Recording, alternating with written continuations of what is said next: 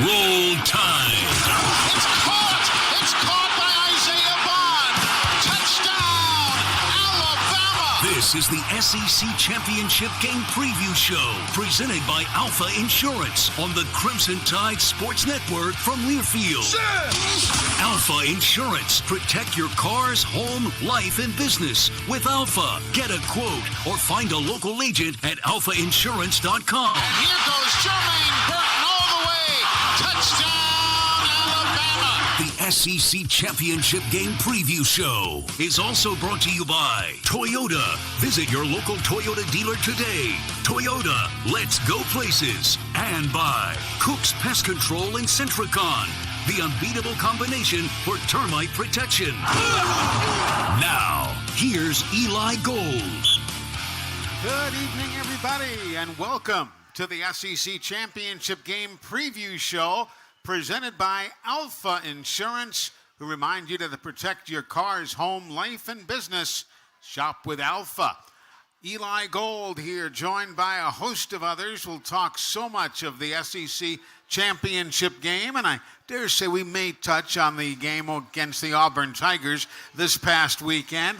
The women's basketball team on the road in Syracuse. They are in the midst of that one with a 3-point differential between the Tide and the Lady Orange. We'll talk about that. And you can keep up with everything Alabama with the Alabama Crimson Tide mobile app presented by Cadence Bank. It's available at the App Store and Google Play, and you can download the Alabama Crimson Tide mobile app now, and it is absolutely free.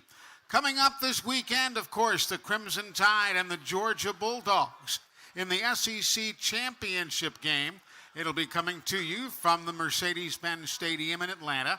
We'll have the coverage starting at noon with kickoff at 3 o'clock Alabama time, and we'll be examining all of that tonight. We've got Christian Miller with us, our great broadcast partner from the he covers the sidelines, former Crimson Tider.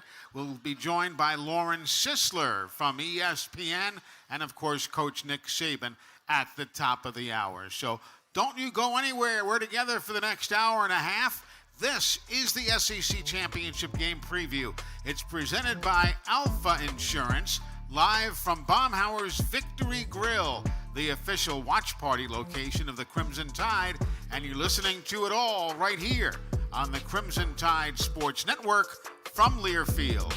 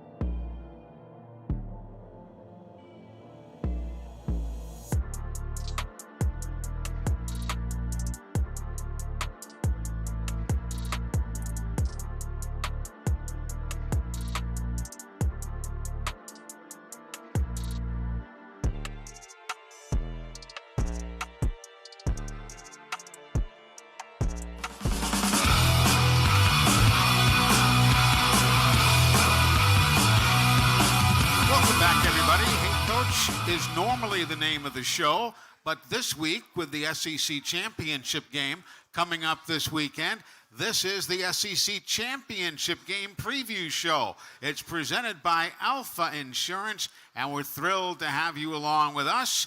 And for you to join us on tonight's show, you can certainly give us a call on the Yellowhammer Brewing Hotline, 877-202-BAMA. That's 877-202-BAMA. And I'm thrilled to have my broadcast partner sitting here alongside of me. Of course, to my left, our engineer-producer, Tom Stipe. To my right, Christian Miller, former Crimson Tider, who does a great job on the sidelines for us on our broadcast. Good to see you, sir. How are you? Doing well, guys. Glad I could join you guys, and always fun being at Baumhower's doing the show. Yeah, it's great to have you. Have your own show, you and your dad. How does that go? Is it working out well? It's working out all right. We like to get into it a little bit. You know, he's old school. I'm new school. I got the polo on, so thanks for mentioning that. It's called the Miller's Edge if you guys ever want to check it out. But we like to talk Alabama football specifically, and it's on Tide 100.9 weekdays, Monday through Friday. Cool. Let's discuss what went on this past weekend.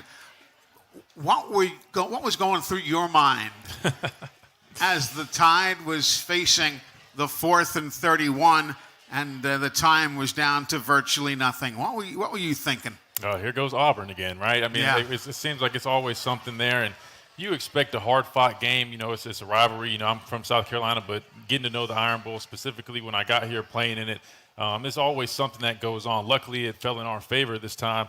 But, you know, you just got to trust in the coaching, and that's exactly what the players did. Jalen Milroe and those guys talked about it. That's something that they practice every single week, and that's true. You know, on Thursday practices, you go over plays and situations like that, and that just is a testament to Coach Sabin and his preparation, getting guys ready for these moments that you don't necessarily ever expect to be in, but it's a good chance that you might be in it, and it's good that you practice that, because when it happens in a game-like situation, you can execute. Because I'll be honest with you, I mean, 4th and 31, I mean. There aren't many plays in the playbook for that. No, there's not. And statistically, I think this season, I mean, teams were like 0 and 90-something on 3rd and 4th and 30-plus, so we pretty much had a miracle happen. But is it really a miracle when you practice it? I don't know. It looked like those guys actually executed, and they did a really nice job. The guy's good, Nick Saban is. I mean, he leaves nothing to chance. No. I mean, every single thing we do in practice has a reason to it, and that's why, you know, we're so intentional with everything we do, whether it's in meetings, practice, and it goes to show, you know, that's why Coach Saban in this program has had the success, because they prepare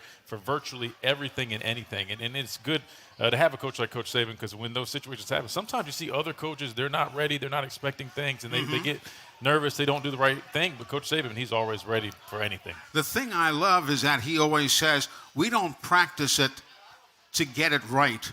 We practice it constantly so they can't get it wrong. Yep. And there is a difference there. There's a big difference, because if you do it when you get it right, that's when you start to get complacent, right? But with him, it really is that way. I mean, some people look at it as perfectionism, but it's not. It's just that's how a champion practices. And we've heard guys like Kobe Bryant and other, you know, very successful athletes come speak to us, and they virtually do the same thing. And I think that's where Coach Saban gets it from. And I've learned so much from him, and it's helped me in all walks of life. And I continue to practice those things that I've learned from him in my daily life. We're visiting with Christian Miller. He is our sideline reporter on the Crimson Tide Sports Network. And, of course, you know him from his outstanding playing days here at the University of Alabama and his time in the National Football League. You know, I was looking at the numbers the other day. There's, again, more players in the NFL right now from Alabama than from any other university. How different, you know, you've been there and done that. How different is the college game from the pro game?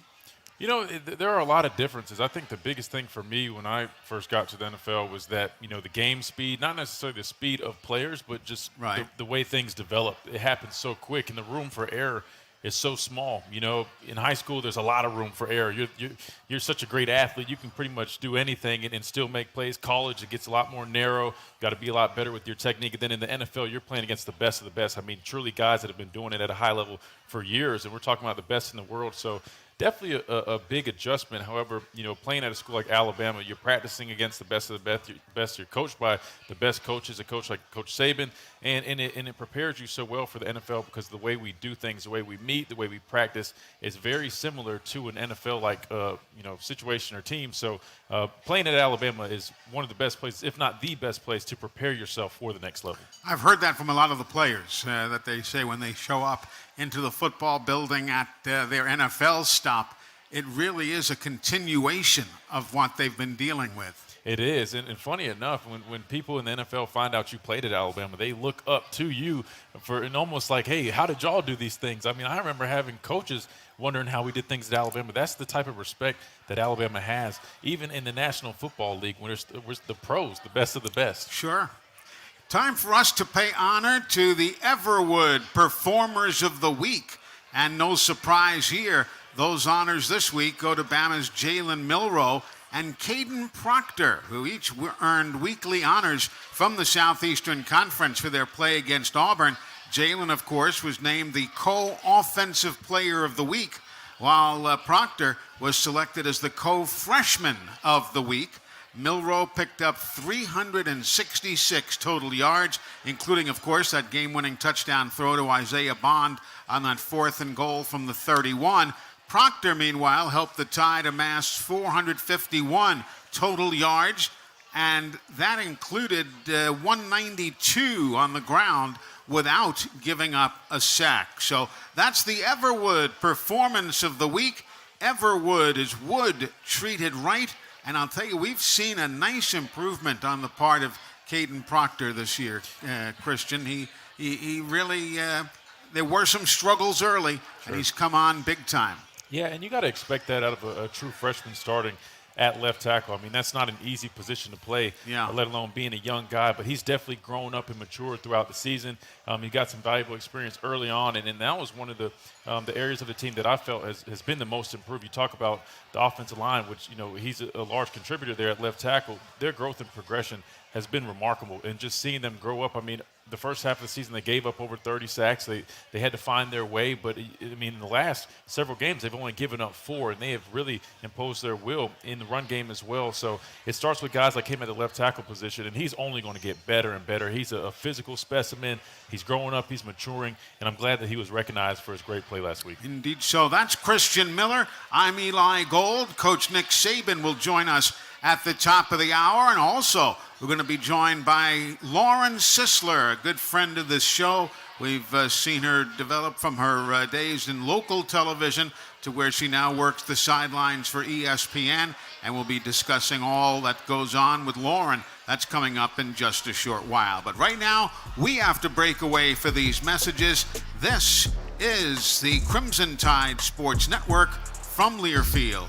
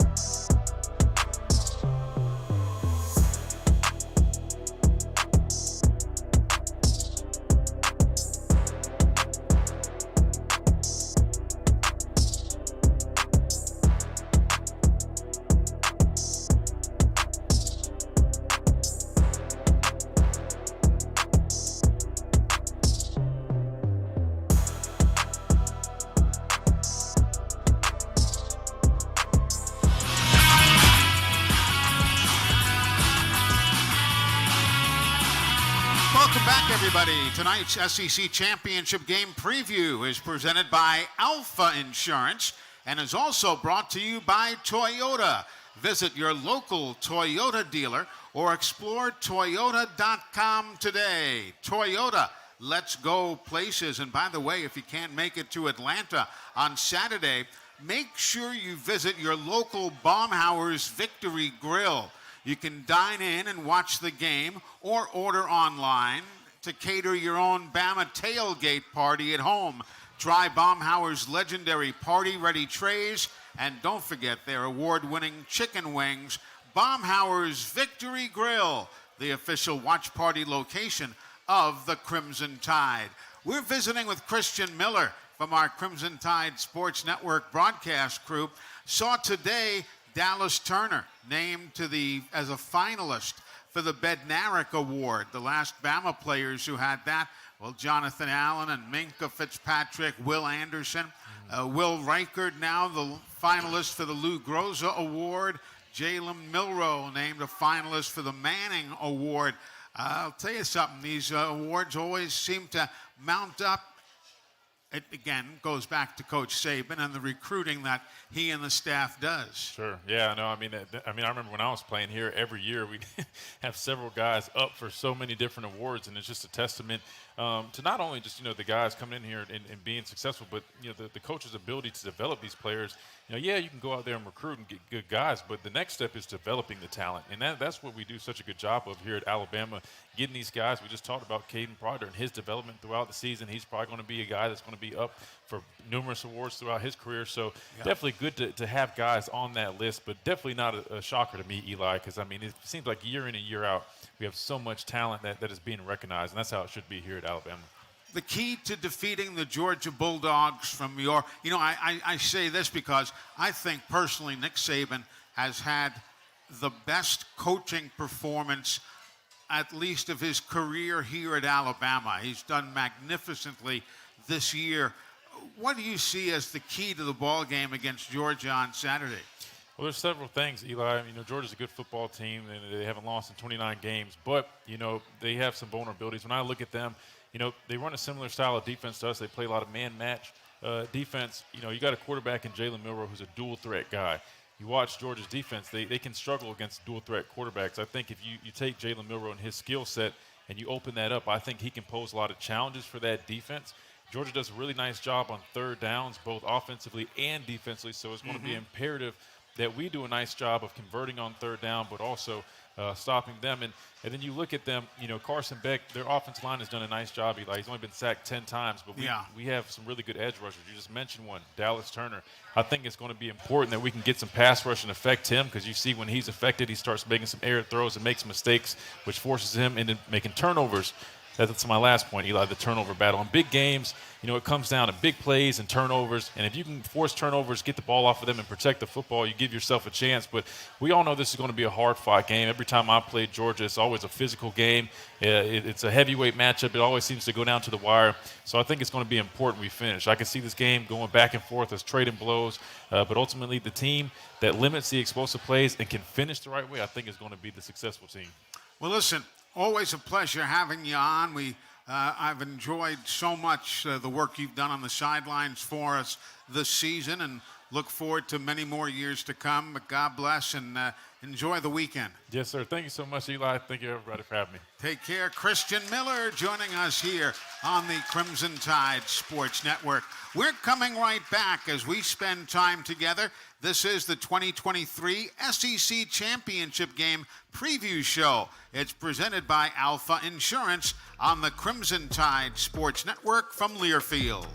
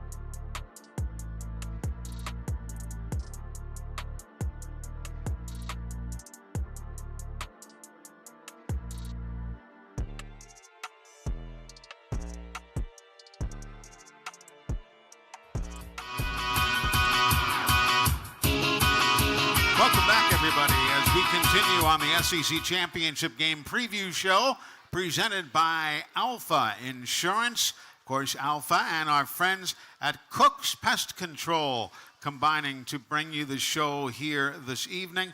Cook's Pest Control and Centricon, the unbeatable combination in termite protection.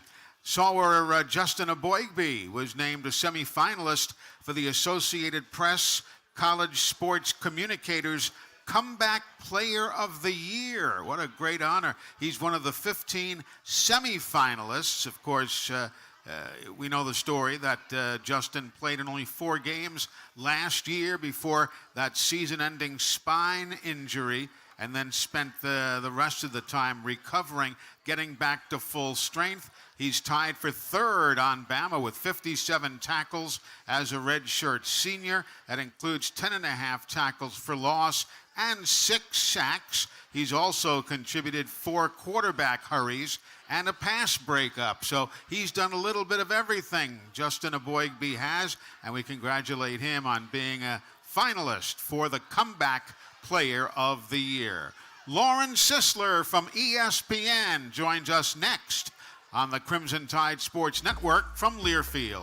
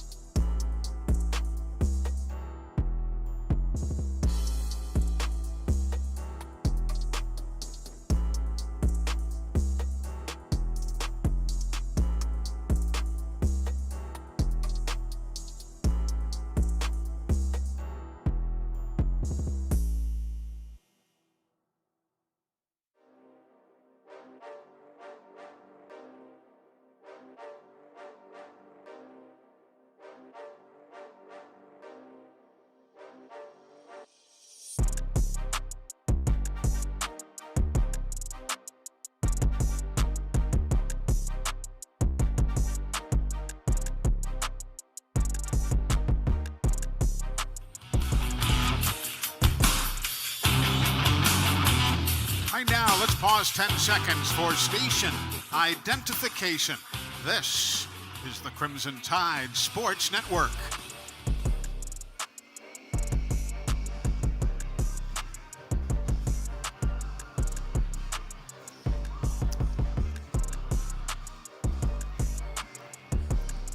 Tonight's media guest is presented by CB&S Bank. Bank anywhere at any time with CB&S Bank's digital solutions. Managing your finances has never been so easy.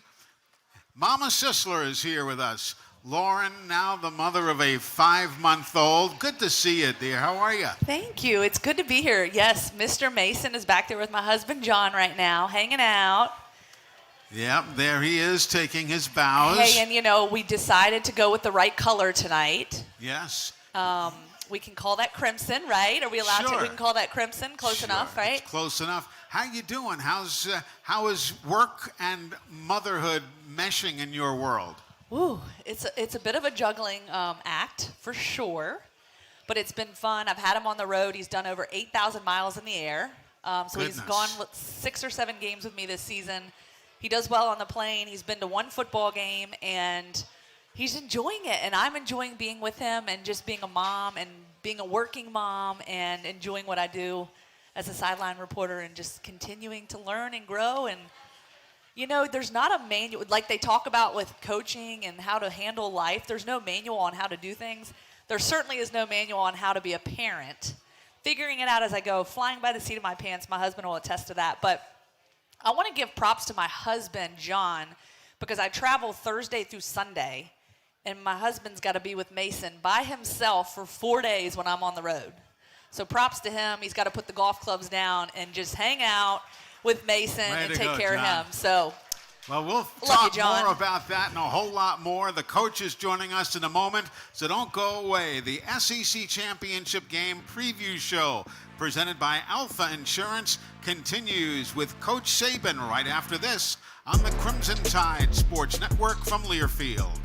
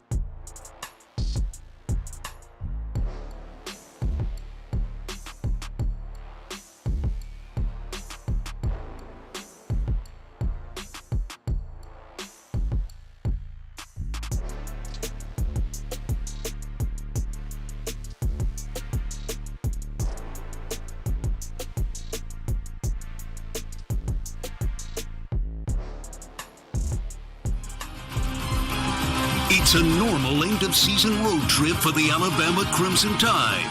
After a breathtaking win in the Iron Bowl, the Tide heads this weekend to Mercedes-Benz Stadium in Atlanta for another SEC Championship game matchup with the Georgia Bulldogs. Teams that know each other very well, headed by coaches who know each other like brothers. Alabama and Georgia take center stage on tonight's November 30th, 2023 edition of the SEC Championship Game Preview Show, presented by Alfa Insurance. Here we go! Welcome back to the SEC Championship Game Preview Show, presented by Alfa Insurance on the Crimson Tide Sports Network from Learfield. Alfa Insurance. Protect your cars, home, life, and business with Alfa. Get a quote or find a local agent at alfainsurance.com. Welcome back, everybody, as we are live at Baumhauer's Victory Grill here in Tuscaloosa.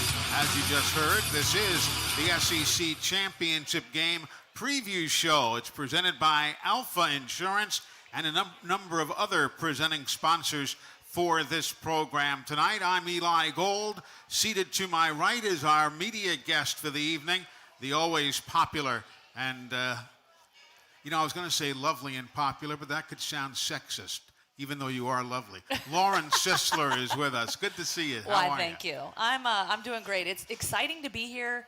You were talking about raising a child and how time goes fast. This football season. Oh, it's flown by. I mean, we're here. Like, what? Yeah. Flew by. But it's been a fun one. It's been, as every football season, a lot of ups and downs, but that's what makes football season fun.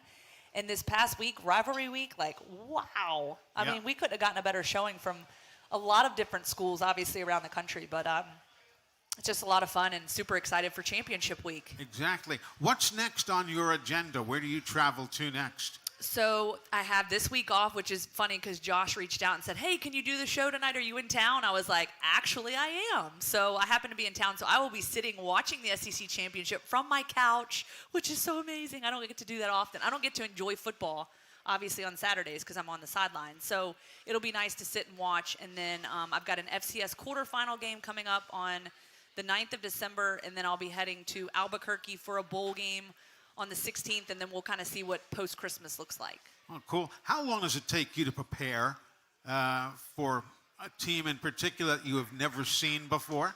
Yeah, that's what makes it interesting. Things are a little different when you've got to prepare for different teams week in and week out, but several hours go into it. We have meetings with both sides, but, you're looking at hours and hours spent throughout the week getting ready for a particular game and a particular matchup. Yeah.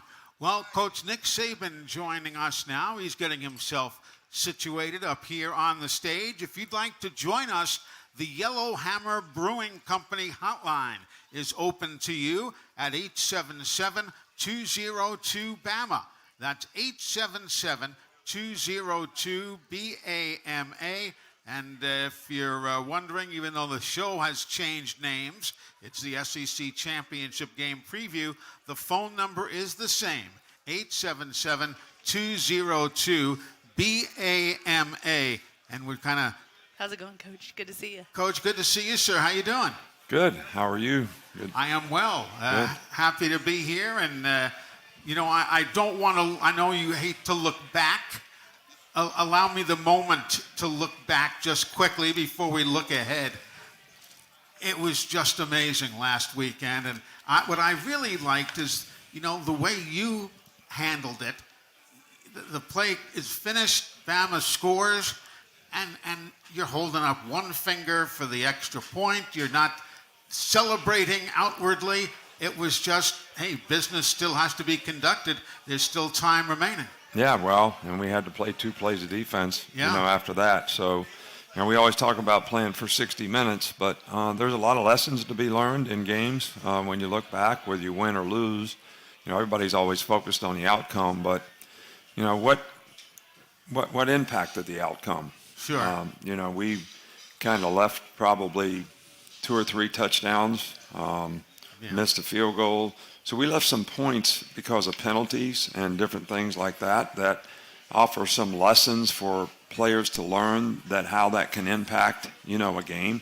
And then you make a great play at the end and you learn how that can impact, a game in a positive way. So hopefully you can take the positives and build on the positive things that you did well, but still learn from the things that could help you improve in the future because the challenges get greater and that's what we want our players to focus on, and they've done a pretty good job of that this week. That's great. The SEC Championship Game Preview is presented by Alfa Insurance. It's also brought to you by Toyota and Cook's Pest Control.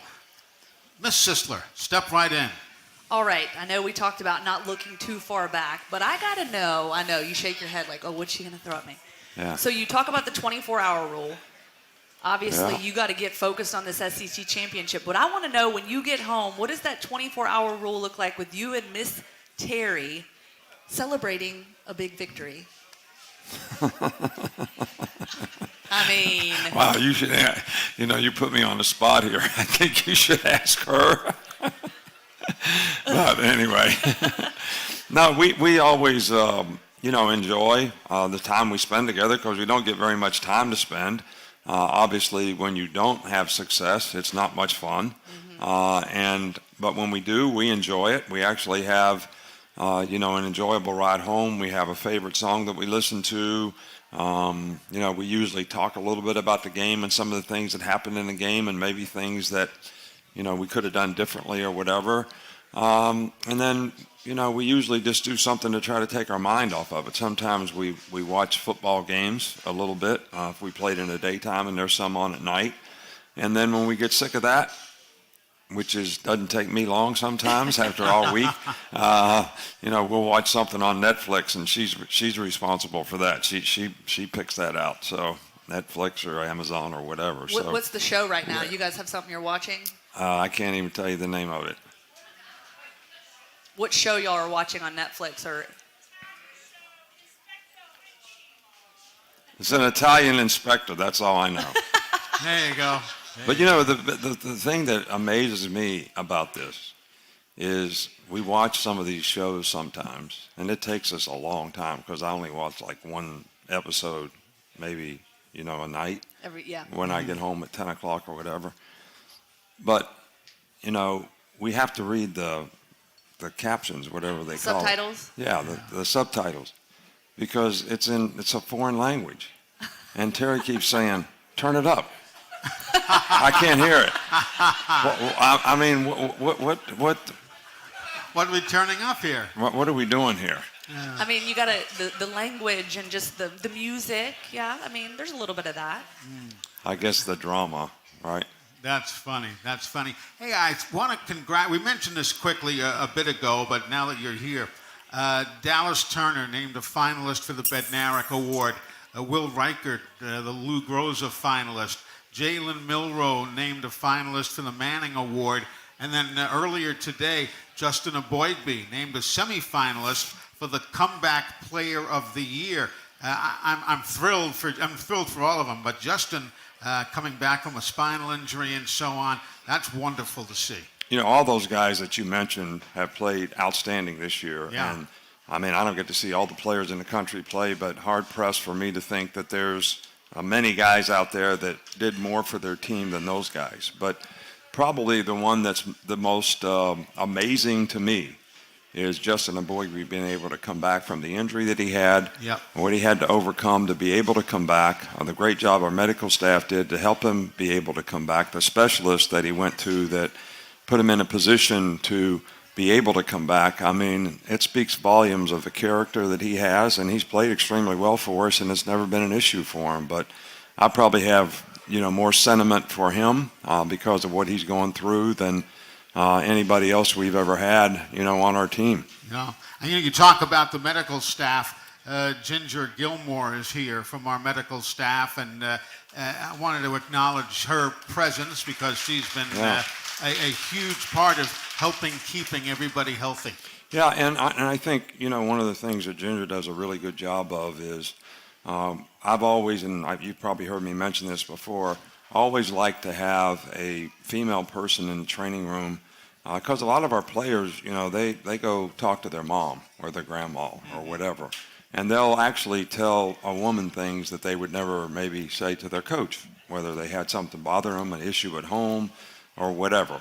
And then we have always had for the last 25 years a really, really good, medical health type psychiatry, psychology, all these types of things that we try to help players have a better psychological disposition about being successful and being able to deal with issues that they have in life. And, Ginger manages all that, which I think is much, much bigger than people realize in terms of, especially in young people, all the things that they get exposed to because of the media, because of the internet, and how it's more difficult now to be able to stay focused on the things that you need to stay focused on so you can be successful in school, make good judgments as a person so that you can develop value for your brand, and then how you do as a football player, how you sustain, how important discipline is, character, all those types of things.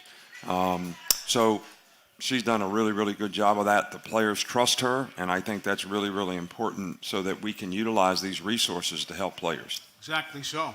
Well, Coach, on that topic, and we will get to some football talk here momentarily, but, you talk about taking care of the guys. Obviously, there's so many components to being an athlete, right? Self-care being one of them. So I want to know for you personally, as someone, you go through the stresses and the rigors of being a coach. What are some things you do for self-care, whether it's mentally, psychologically? Do you take ice baths? Do you get massages? Do you get facials? Like, what do you do to try to... None of that. Those are just a few examples. None of that. But, what are some things that you do to take care of yourself when you're going through the rigors of a college football season? Sit in my chair. That's it? I mean. That's about it.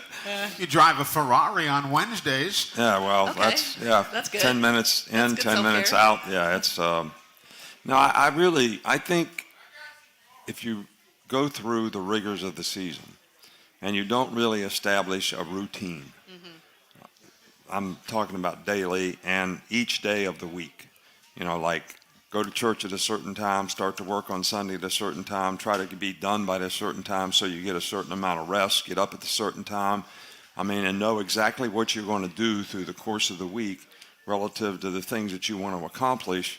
And I think that keeps you sort of, it keeps me in balance in terms of I'm not worried and concerned because I didn't get something done because I didn't get the last thing done, so I didn't get the next thing done. But, when I was going to college that's way, guys just go play cards and play Risk and stay up all night and do all this stuff and not have their homework done. I did it, but I did my homework first because I didn't want to worry about it. And that's the way I am now with, doing the job. It's the routine. And I know that on Wednesday night is the only night of the week I'm going to be able to eat at home.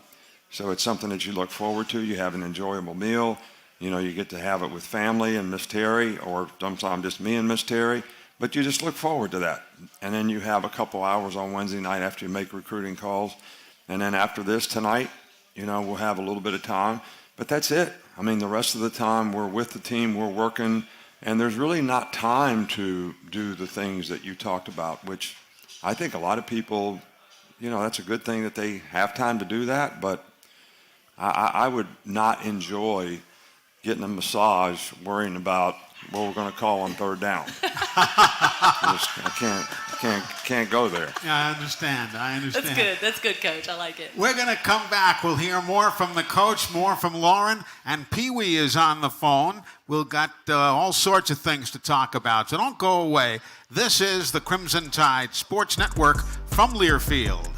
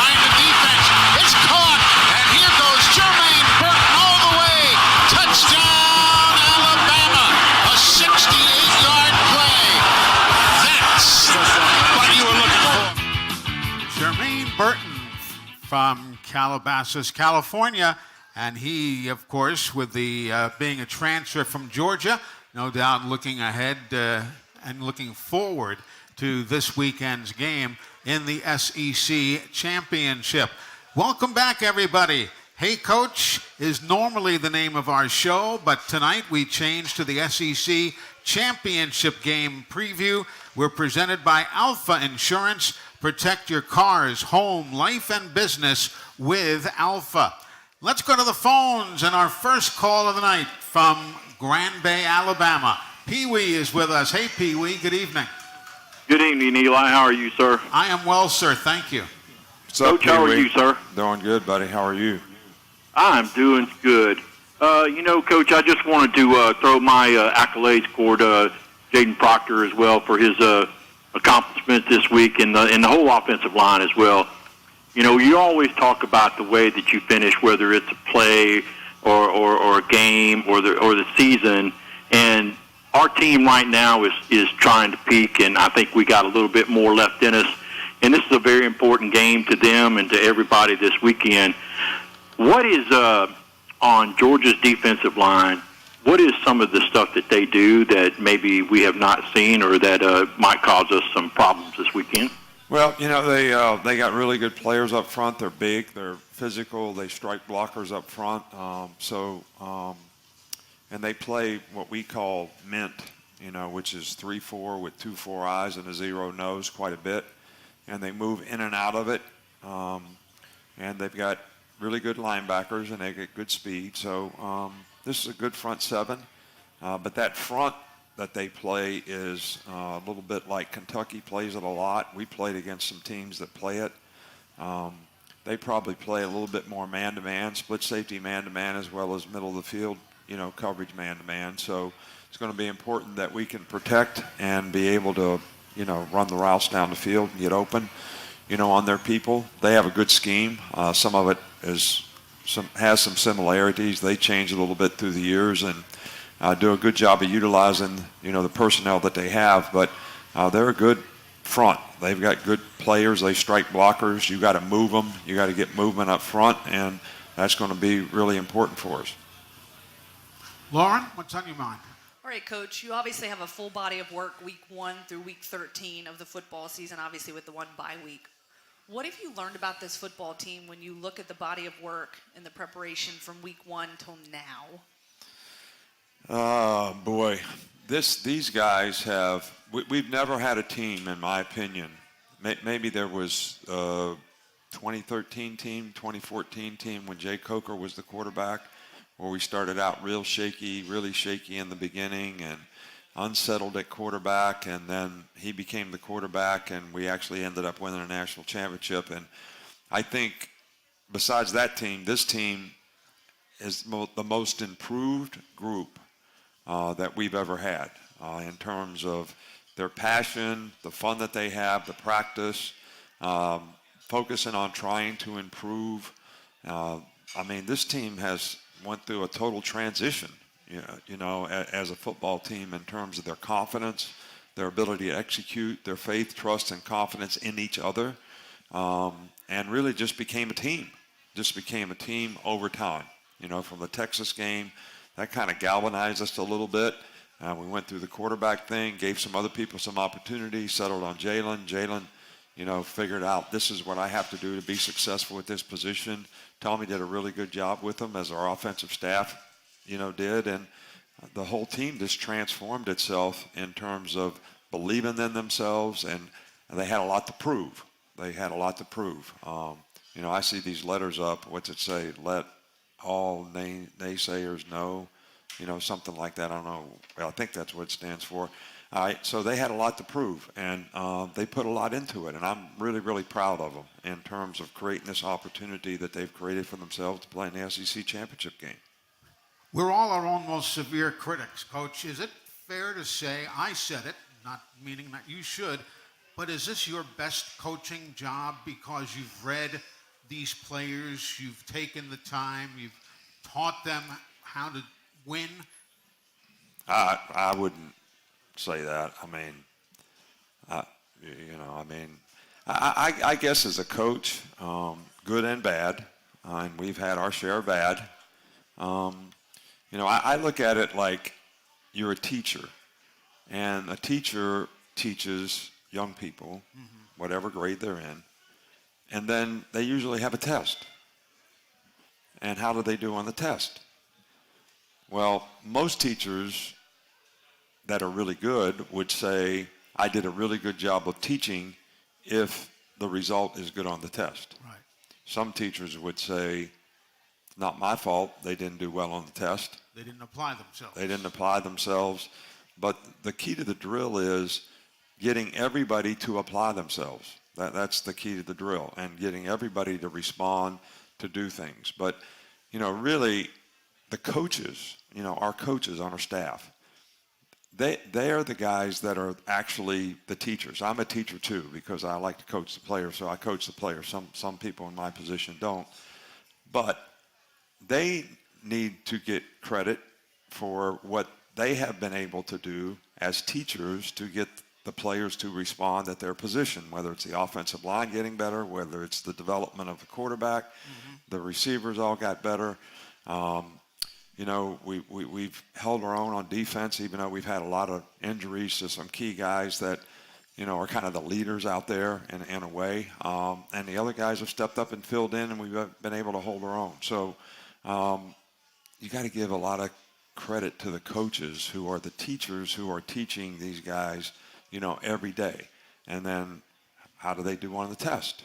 That's the key to the drill. So, but, a lot of times I don't feel like I'm doing as good a job as I want to do. So, but that's me being who I am in terms of always thinking I could do a little bit better, or is there something I didn't cover, or could I explain this better, or something. So, but it's the perfectionist that, makes you who you are, but it also makes you hard to live with sometimes. Hey, at least you're honest. Yeah. Let's go to Ricky. He's on the phone down in Fort Walton. Hey, Ricky, how are you? I'm doing pretty well. Eli, how are you and Coach doing tonight? Good, thanks, Well, Ricky. Thank you. Yes, sir. So, Coach, the question I had for you was, you have coached with a lot of different position coaches throughout your tenure as a head coach, and I was just wanting to know, when a new coordinator leaves the program, or our program, I should say, and goes off to another one, and a new guy comes in, whether it's a, tight ends coach, an O-line coach, how do you dial them into the type of system that you run with our program? Well, I think, first of all, everybody has to buy into the culture, that you want in terms of the expectation that you have for how players act, what they do, the level of discipline that they have, the kind of character you expect from them in terms of the responsibility that they have to represent the university, the team that creates value for themselves, in their future. And, some people really value discipline and think doing the right thing is really important. Some people value talent. And, I've always been one that thinks that, talent really is not worth having unless you can bring it to fruition because you have good character to develop and do things at a high level. So everybody's got to buy into the culture. And then there's a system, the system that you play on offense, the system that you play on defense. And then we respect everybody's new ideas. Everybody's responsible for a better way. So when we have new people come in, you love the continuity of being able to keep the people that you have because they understand all these things that I just talked about. But new people that come in have new ideas, and they have new ways to do things. Some of them you adopt, some of them you don't, philosophically. But it's always good to hear another way that somebody does something, and could that improve your system, whether it's on the field or off the field, in terms of what you're doing to try to help the players be successful. Interesting. All right, Coach, you talk about the key to the drill. I really like that sort of philosophy you talked about. With your quarterback, Jalen Milroe, when exactly did you sort of see him work on that test-taking and that switch flip for him this season? Well, I don't think it was like turning the lights on. It was more like, some of those dimmer switches that you got that you roll it and the lights go up a little more all the time. Mm-hmm. Yeah. And I think that was more the way I would describe it. It was when he came in, he started to develop confidence. He started developing the ability to not be affected by the last play, so that he could stay focused on the next play and not let the last play affect his next play. He got comfortable enough with the offense where he started making good reads and throwing the ball the right place at the right time, and that helped his confidence. He's always been a fantastic ad-libber, if that makes sense. In other words, the play breaks down, and you know everybody's seen him make tons of plays doing that. He's got a great capacity to do that, and he's very good at it. But you want to make sure that he's not doing that when he should be doing something else, where you could throw the ball down the field to a guy, but you could take off running, and you choose to take off running rather than throwing it.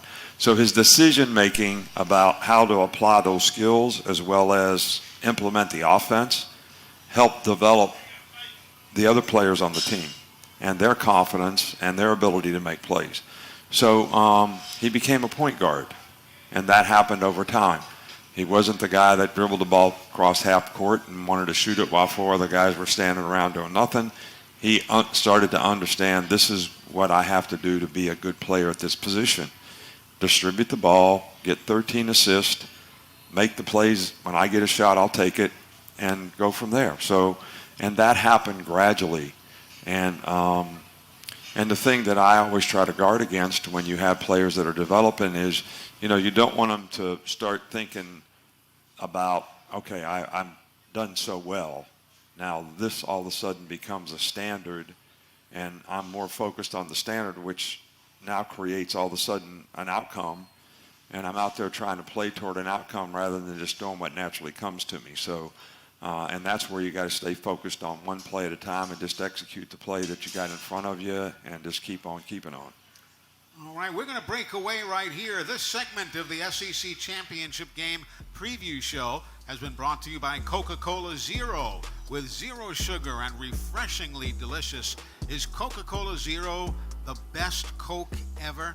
Find out for yourself. We're coming right back. More with Coach Nick Saban here on the Crimson Tide Sports Network from Learfield. You know that feeling?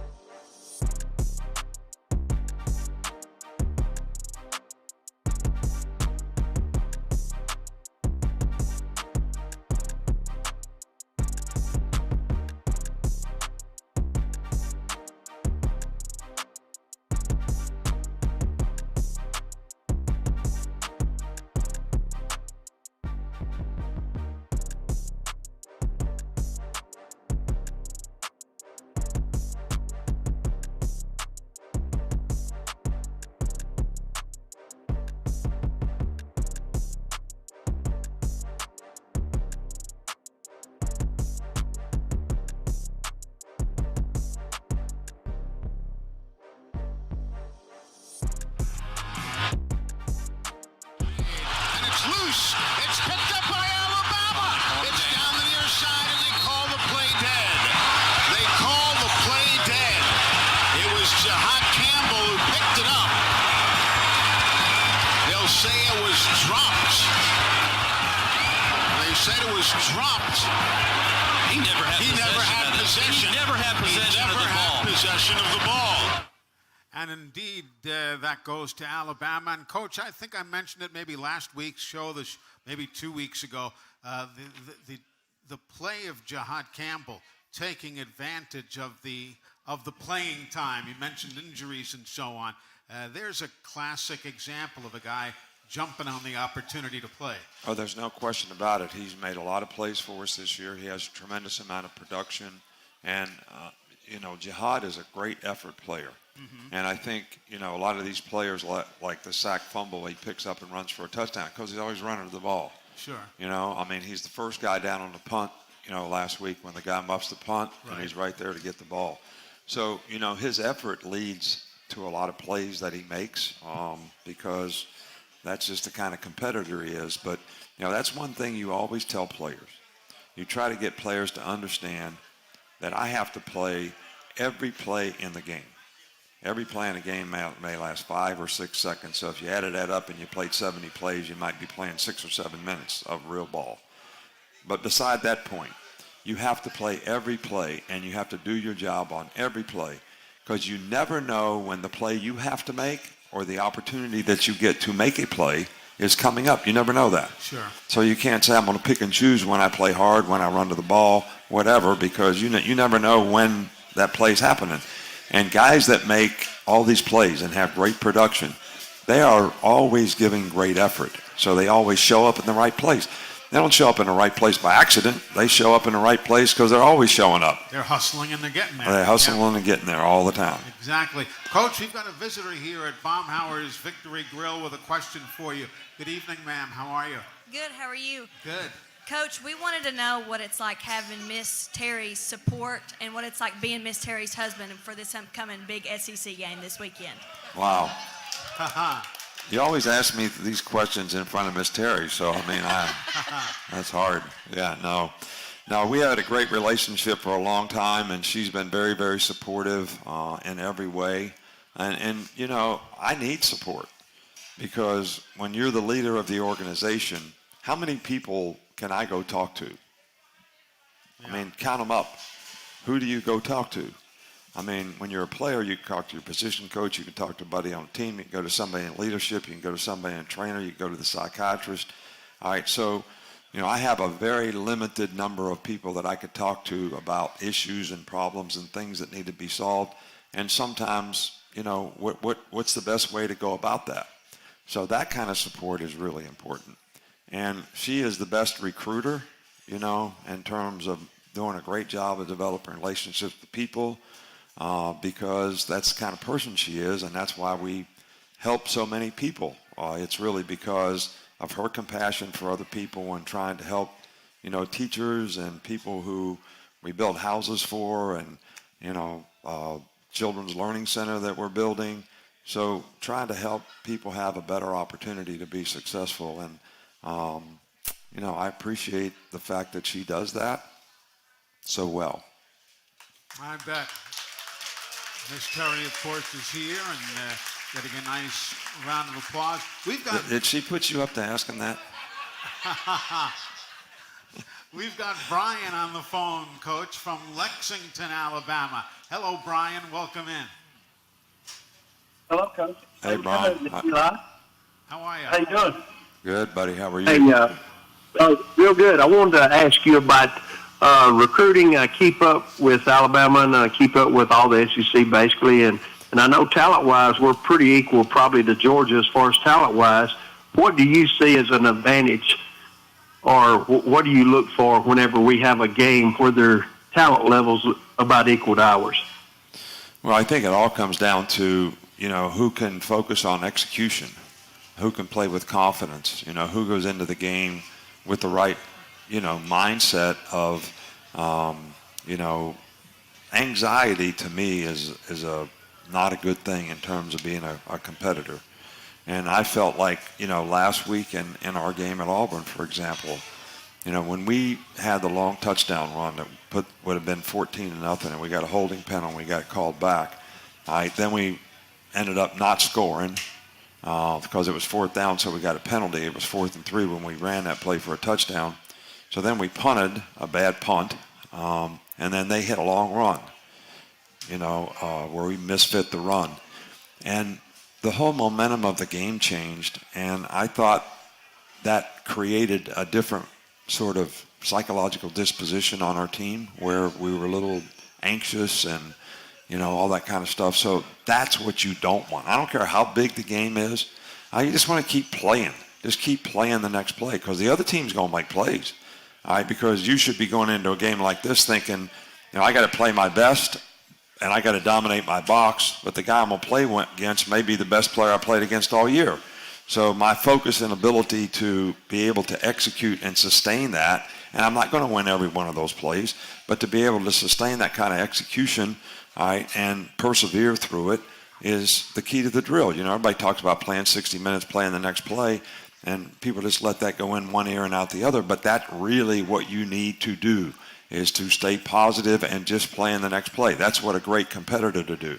And they don't think about any external factors. They don't think about results. They think about what do I have to do to execute and do my job on this play so we have a chance to be successful. And I think if you can do that, that is really, really important when you play in games like this. Sure. Folks, if you're just tuning in, this is the SEC Championship Game Preview Show presented by Alfa Insurance. Protect your car's home, life, and business with Alfa. Lauren Sisler from ESPN is our media guest. Jump on in, Lauren. Coach, you talk about anxiety, and I know you've talked before about especially when you go on the road, you get ready to run out on the field. The anxiety kind of melts away. But for you, as you're trying to help your players not be so anxious, how do you personally remove yourself from that anxiety that can come with obviously the ups and downs of intense football games? Well, it's exactly, I kind of lose it, once the game starts because I'm totally thinking about the next play. Mm-hmm. All right, it's 2nd and 6. What hash is the ball on? What personnel group are they in? What are we doing? Who are we putting in on offense? What's the play and how we execute it? Okay, we did something wrong. I make a note that I want to mention at halftime or whatever. So then the next play comes, and you're all into the next play and the next play and the next play, and you're never really thinking about the outcome of the game. You're thinking about just like what Eli said. I mean, even when we scored on that play last week, and there was however many, it was okay, how we got to cover this kick. Mm-hmm. I mean, Roy Dale had played a lot in the game, and he's one of our best kickoff cover guys, and I'm running on the sideline trying to find him to see if he can run down there on a kickoff. Because it's important. They only needed 3 points, so we got to do a great job of covering the kick. And Will kicks it 8 yards deep, and the guy runs it out, and we tack him on the 15-yard line. Well, that's a whole lot different than them getting the ball on the 35-yard line, hitting one pass to the 50, one more pass, and they can line up and kick a field goal. So the game is not over. Mm-hmm. Yeah. Does that make sense? Mm-hmm. And you say, I would just go for one. Yeah, go for one. How are we going to cover this kick? What's the pattern? Where are we going to kick it? And then what are we going to play on defense? So they don't hit a play. Yeah, yeah. I mean, people don't. I mean, if you watch enough games, just there was a 99%, I saw this somewhere, point whatever, that we would not have a chance to win on 4th and 31. But we did. Yep. So they got a chance in 23 seconds to be able to hit 2 passes down the field and line up and kick a field goal and tie the game. So you can't start celebrating until the game's over. True. Hey, Coach, let me ask you a question. Tyler and I talk about this on the air a good bit. Why, I can't quote the statistics, but why do guys keep running the ball out? I mean, it's rare when you run the ball out from 3, 4, 5 yards deep on a kickoff or whatever. They get to the 20, they get to the 19, they get to the 23, whatever. They rarely get to the 25. Is there an analytical way that says you ought to run it back? What's the thinking there? Well, you're asking the wrong guy because I don't like the idea that you can fair catch a kickoff. Yeah. You've heard me talk about that before. I take some of the strategy out of the game. When you can fair catch a ball and get it on the 25-yard line. Sure. Because it's a field position game. So I'll tell you what we tell our guys. We tell our guys that if you back up to where it says Alabama, Crimson Tide, whatever it says in the end zone, mm-hmm. the bottom of those numbers are usually maybe a yard into the end zone. Right. We don't want you to bring the ball out if you're standing on that. I think 19's done it one time this year, probably should have stayed in. But if you have confidence in your kickoff return team, which we've hit, so out to the 30, 35. Sure. And had a chance, got to the last guy, could have broke him, really. It's an opportunity for them to make a play. I mean, how can you practice kickoff return all week and then tell a guy to fair catch every time? Yeah, so many other teams, though, do bring it back, and they don't have nearly the success against our special teams unit. Well, that's part of it, though, But if you catch the ball deep in the end zone, your chances of getting the ball out are not. It's how far can you run down the field to when the guy catches the ball? Yeah. That's how you evaluate kickoff coverage. So if the guy catches the ball and all our guys are on the 25-yard line, he's in trouble. Yeah, exactly. All right, if he catches the ball and we're on the 40-yard line, he's got a shot. Yeah, exactly. We're spending time with Coach Nick Saban. Lauren Sisler from ESPN is with us as well. We're coming right back as we continue on the SEC Championship Game Preview Show on the Crimson Tide Sports Network from Learfield.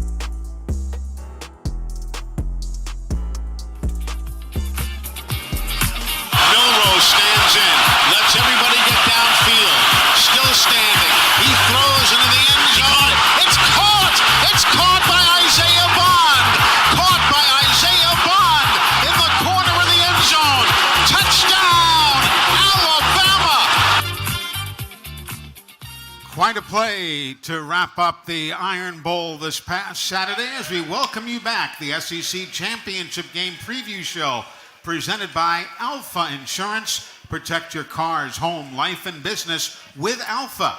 Get a quote or find a local agent at alfainsurance.com.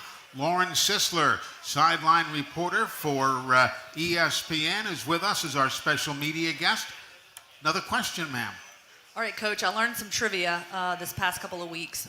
One of your guys, Terrian Arnold, was on the next round with Jim Dunaway and the gang and learned that during high school, or I guess growing up, you used to play the accordion.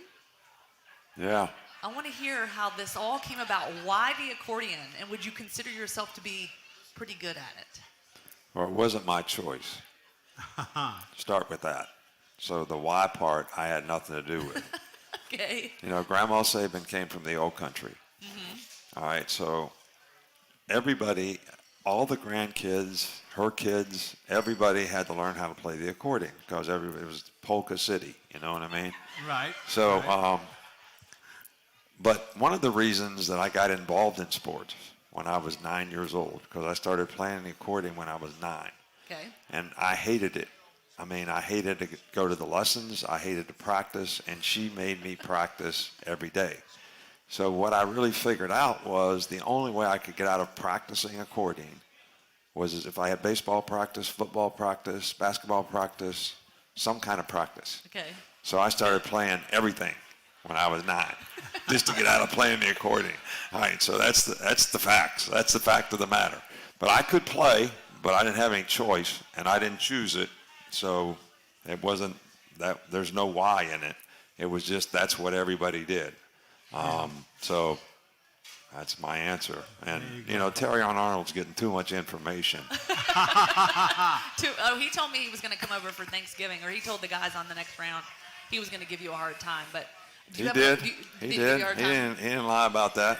Oh, do you have an accordion at home still? Locked away somewhere? No, I don't. I hope I don't.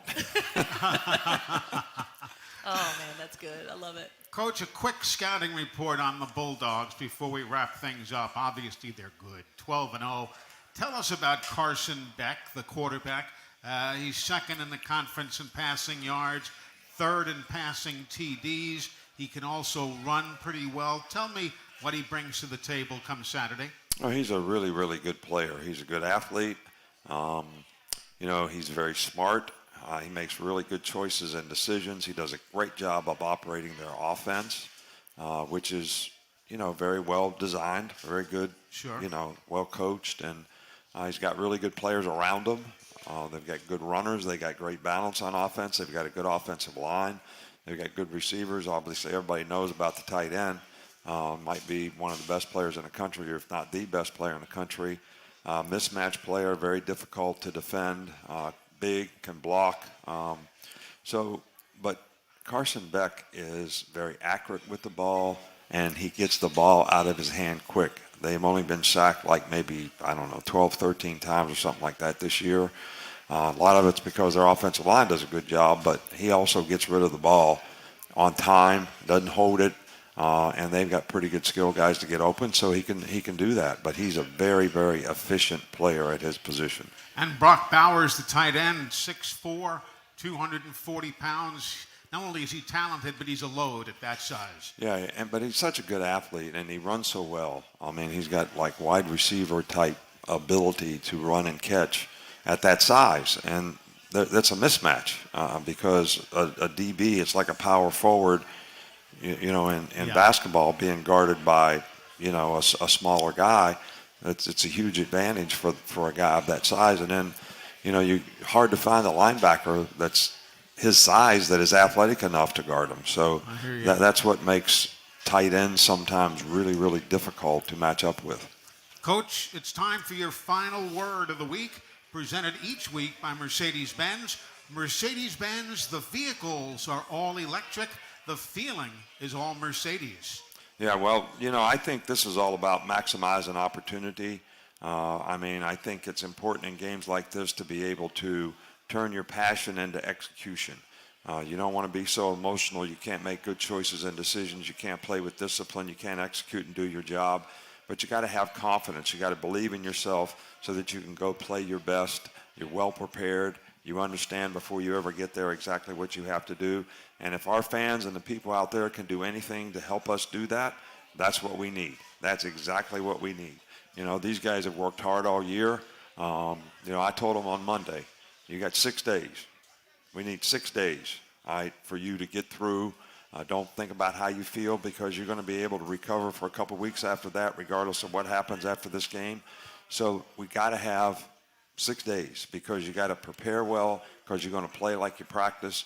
All right, so don't get into how you feel. Get into what you want to accomplish and what you want to do. And I think that's what it takes in a game like this to be able to impose your will on a really, really good team. I believe in our guys. I am very proud of the progress that they've made and to create this opportunity for themselves. And I'm excited about trying to do the best job I can do to help them have success in this game. And I think that everybody that supports Alabama should do the same. Definitely. And, Coach, let me thank you for your time again this season. These Thursday evening get-togethers have been very informative, a lot of fun, and I thank you for your time, sir. Yeah, well, I enjoy it. I mean, this is the one time of the week that I see human beings. I've said this before, I mean. That's the best I've been called in a long time. No, I'm serious. I mean, I don't see people. I'm confined in a room. I see the staff that I work with. I go home, Miss Terry and I and our little new Abby dog, and that I don't see people. I don't communicate. I kind of lose touch with almost what's happening in the world, and because you're so sort of zeroed into this routine, that you have trying to get ready for a game. So I appreciate the relationships, and I appreciate the support that the people have to come out and definitely and support the program. Exactly. Well, listen, travel well. Have a wonderful weekend. Thanks again for your time. All right, Miss Lauren, thank you. Thank you, Coach. Appreciate Good luck you. to you. Thank you. Lauren Sisler, thank you so much. Thank you. And we're coming right back to wind things down right after this on the Crimson Tide Sports Network from Learfield.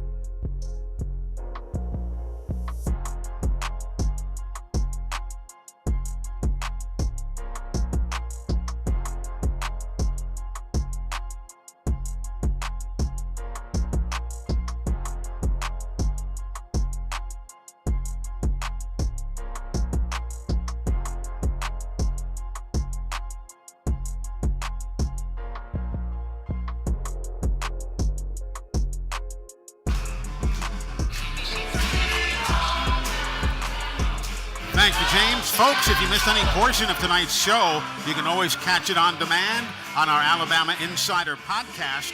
Download and subscribe wherever you get your podcasts. Coverage on Saturday from Mercedes-Benz Stadium, the Tide and the Georgia Bulldogs. You can hear the game right here on the network.